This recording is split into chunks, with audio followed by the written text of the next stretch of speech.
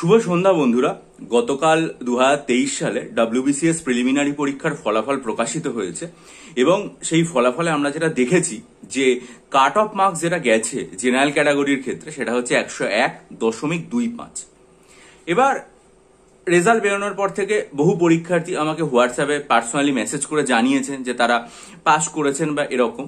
কিন্তু গতকাল থেকে এই যে একটা ভালো খবর যে তারা পাস করেছেন, এটার পাশাপাশি 4-5 জন পরীক্ষার্থী আমাকে এরকমও জানিয়েছেন যে তারা যখন ফাইনাল অ্যান্সার কি এলো তখন সেটা মিলিয়ে দেখেছিলেন যে তাদের যে নম্বর সেটা যথেষ্ট বেশি ছিল, কিন্তু তারপরেও তারা দেখতে পাচ্ছেন যে তাদের যে রোল নাম্বার সেটা যে প্রিলিমসের যে লিস্টটা প্রকাশিত হয়েছে 4960 জনের সেখানে নেই।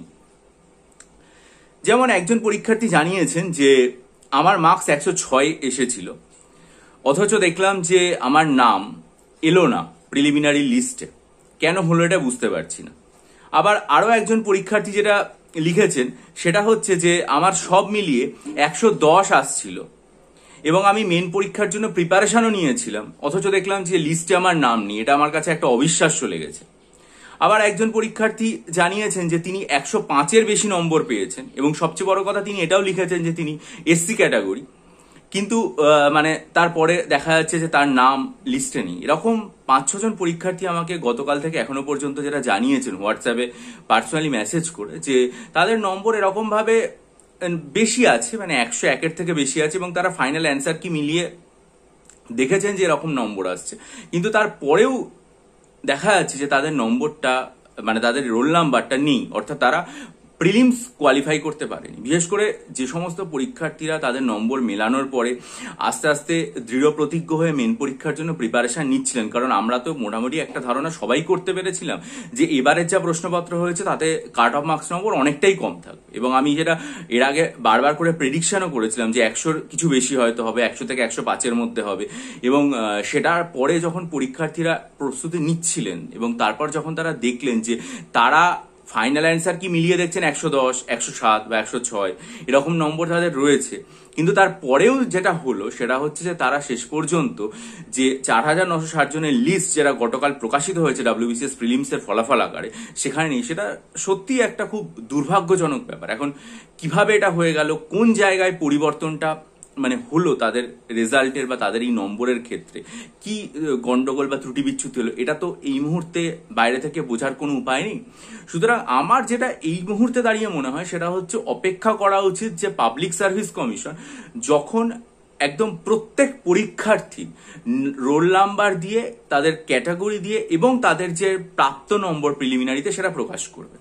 কারণ আমরা 2022 সালের ক্ষেত্রেও দেখেছিলাম যে পাবলিক সার্ভিস কমিশন মোটামুটি প্রায় 1200 পাতার একটা PDF আপলোড করে দিয়েছিল, যেখানে তারা টোটাল যতজন পরীক্ষার্থী পরীক্ষা দিয়েছে সেটা সংখ্যা হয়তো 2-2.5 লাখ হবে, তারা কতজন পরীক্ষা দিয়েছিলেন, তাদের রোল নাম্বার, তারা কজন উপস্থিত হয়েছিলেন বা হননি, তাদের যে ক্যাটাগরি এবং তাদের যে প্রাপ্ত নম্বর সেটা খুব স্পষ্টভাবে উল্লেখ করেছিল।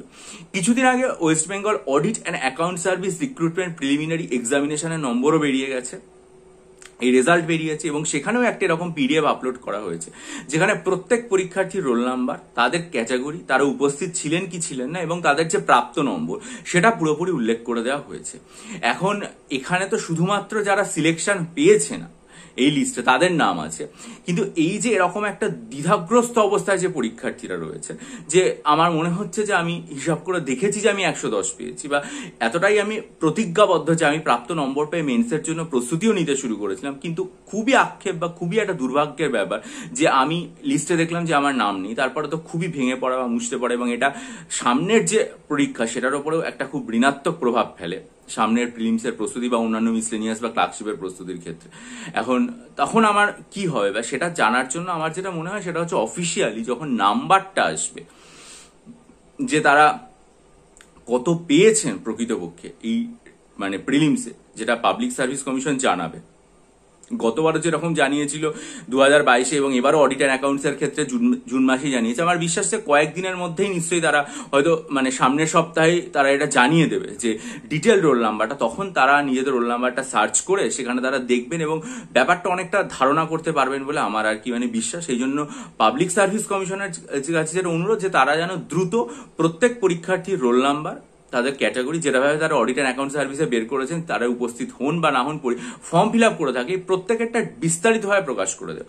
এবং বিস্তারিতভাবে প্রকাশ করলে তারপরে আর কি মানে জিনিসটা স্পষ্ট হয়ে যাবে যে তারা কি আশা করেছিলেন আর কি তাদের ফলাফল। আমার মনে হয় যে তারপর জিনিসটা অনেকটা আর কি মানে পরিষ্কার হবে। এইটাই ভিডিওর বক্তব্য। বহু পরীক্ষার্থী এটা নিয়ে উদ্বিগ্ন হয়েছেন এবং তারা জানাচ্ছেন আমাকে, আমরা যেমন একদিকে যারা পরীক্ষায় ভালো রেজাল্ট করেছে, যারা ভালো ফলাফল করেছে তাদের কথা অবশ্যই বলবো এবং তারা যদি এগিয়ে যেতে পারেন তাদের শুভকামনা হবে, তেমনি যারা এরকম ভাবে পিছিয়ে পড়লেন, পাশ করতে পারলেন না বা পাশ করার সমান নম্বর পেয়েছেন বলে তারা আশা করেও শেষ পর্যন্ত দেখছেন না আপনি, এটা তো খুবই মানে যন্ত্রণার, খুবই আর কি মানে দুঃখে সেই জায়গাটাতে কাটিয়ে উঠতে পারেন, সেইটাও আমার মনে হয় যে আমাদের দেখা উচিত। এবং পাবলিক সার্ভিস কমিশন দ্রুত রেজাল্টটা প্রকাশ করলে আমি আমার চ্যানেলে জানিয়েও দেবো। আপনারা তার জন্য চ্যানেলটা সাবস্ক্রাইব করে নিন এবং বেল আইকন প্রেস করে দিন যাতে জানতে পারেন, এবং ভিডিওটা অবশ্যই লাইক করে বন্ধুদের মাঝে ছড়িয়ে দেবে।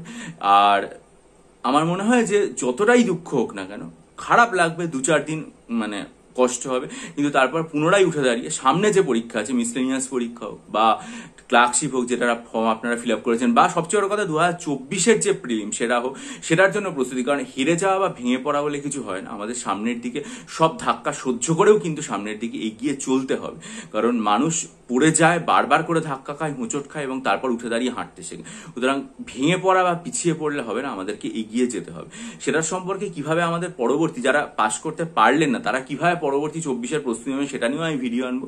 সেটার জন্য চ্যানেলটা সাবস্ক্রাইব করে নিন, বেল আইকন অবশ্যই আর কি মানে প্রেস করে নিন, ভিডিওটা লাইক করুন এবং আপনাদের মতামত দিয়ে আমাকে ঋদ্ধ করুন যে আপনাদেরও কারোর সাথে এই ধরনের ঘটনা ঘটেছে কিনা, বা আপনারাও কিরকম এক্সপেক্ট করেছিলেন বা কত নম্বর পেয়েছেন, শেষ পর্যন্ত আপনাদের নম্বর আসেনি। আর মিসলেনিয়াসের জন্য 20টা এবং ক্লার্কশিপের জন্য 12টা মক টেস্ট আমি তৈরি করেছি। যদি কেউ নিতে চান তাহলে ডিসক্রিপশন বক্সে আমার ইমেল আইডি দেখে আমার সাথে যোগাযোগ করবেন এবং 26শে মার্চের ভিডিওটা দেখে নেবেন।